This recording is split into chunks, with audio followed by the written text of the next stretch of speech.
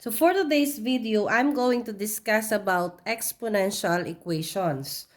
So exponential equations are of the equations of the form b raised to x equals a, where b is greater than 0 and b is not equal to 1. So the solution of these equations is limited to those equations whose members can be expressed as integral powers of the same base.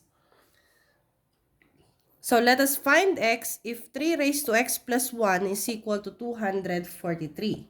So to solve this, we have to express first both sides of the equation in exponential form. So we have 3 raised to x plus 1 is equal to 243 when expressed in an exponential form, that is equivalent to 3 raised to 5. Now that they have the same base, we can equate the exponent, which is x plus 1 is equal to 5. And then solving for x, we have x is equal to 5 minus 1, which is equal to 4. So therefore, the value of x in the expression is 4. Now, let us move on to the second one. So we have 2 raised to 4x plus 1 is equal to 512. So again, let us express both sides of the equation in exponential form. So we have 2 raised to 4x plus 1 equals 512. As a base of 2, we have 2 raised to 9. And then since we have the same base, which is 2, we can equate their exponents. We have 4x plus 1 is equal to 9. And then solving for x, we have 4x is equal to 9. Then transposing positive 1 to the right, that becomes minus 1. Then 4x is equal to 9 minus 1 is 8. Dividing both sides by 4, we have x is equal to 2. So therefore, the value of x in this expression is positive 2. Now let us take a look at the third example. So we have 5 raised to x times x minus 6 is equal to 1 over 25 raised to 4. So again, we have to transform this into exponential form with the same base. So we have 5 raised to x times x minus 6 is equal to, so 1 over 25 is equivalent to 1 over 5 squared. And then being raised to the power of 4. So to make this with the same base, so we have to move it to a numerator using the negative exponent rule. So it becomes 5 raised to x times x minus 6 is equal to 5 raised to negative 2 raised to 4. So in this case, we have the same base already.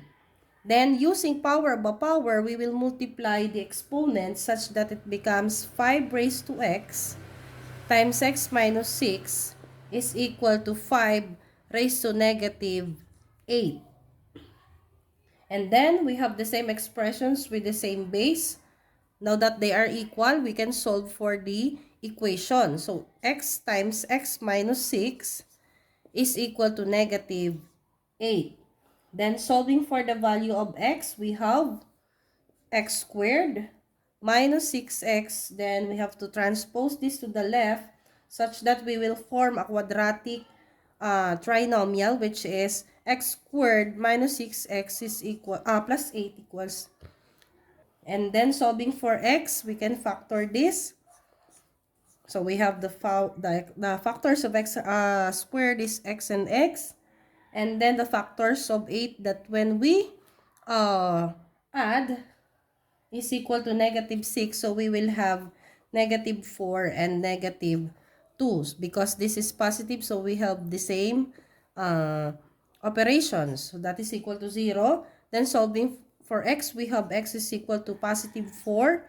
And the other one is x is equal to positive 2. So therefore, we have two values of x in this given exponential equations.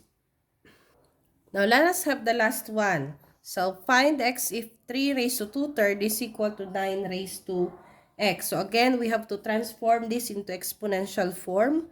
So, we have 3 raised to 2/3 equals 9 raised to x is equivalent to 3 squared raised to x. Applying the rule of power by power, we have 3 raised to 2/3 is equal to 3 raised to 2x. So, we have the same base now. We can equate their exponents. So, we have 2/3 is equal to 2x. Then, dividing both sides by 2, we can cancel 2 and 2. So, become x is equal to 1/3. So, therefore, the value of x in the expression 3 raised to 2/3 equals 9 raised to x is 1/3. So, I hope you learn a lot and don't forget to follow for more.